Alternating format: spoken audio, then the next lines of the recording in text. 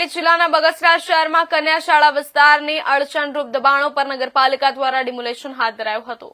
લારી ગલ્લાવાળા કેબિનો પર કાર્યવાહી થઈ, જેના કારણે વિસ્તારમાં તણાવનો માહોલ સર્જાયો। નગરપાલિકાના અધિકારીઓ અને વેપારીઓ વચ્ચે રકઝક જોવા મળી હતી।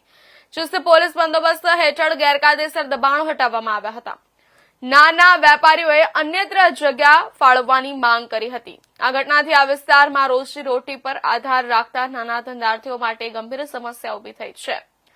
સ્થાનિક લોકો અને વેપારીઓમાં હજુ પણ ચિંતાનો માહોલ જોવા મળી રહ્યો છે।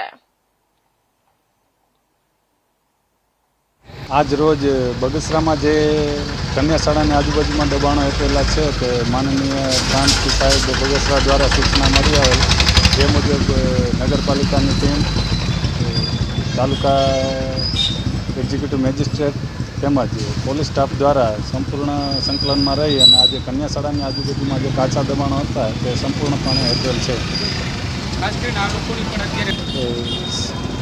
કન્યા શાળાની આજુબાજુમાં કોઈ પાકા દબાણો ના હોય, લારી ગલ્લા જોઈ તો વારંવાર મૌખિક સૂચનાઓ આપી અને અહીંયાથી દબાણો ભગાવેલા છે અને આજે ડ્રાઈવ કરી અને સંપૂર્ણ દબાણો દૂર કરવામાં આવે છે।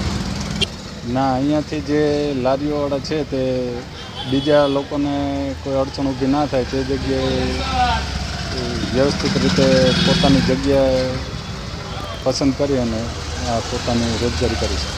નામ છે મોહમ્મદ તોફીક કાદરભાઈ ચૌહાણ અને હું બગસરાના સિપાહીવાળા તાલુકા શાળા કન્યા શાળાના પાછળના વિસ્તારમાંથી બોલું છું અને 2 દિવસની અમને અહીંયા વોર્નિંગ આપી ગયા હતા કે તમે આ ખાલી કરી નાખજો અને બીજા જ દિવસે આવી અને ડિમોલેશન કરી નાખ્યું। મારી માંગણી છે કે અમને આની તાત્કાલિક વ્યવસ્થા કરી દો, કેમ કે અમે હાવ ગરીબ માણસ છીએ, અમે ટકનું લઈને ટકનું ખાઈ છીએ। જો સવારે અમારો ધંધો નહીં ચાલુ થાય તો અમારા બાયડી છોકરા હેરાન થઈ જાય।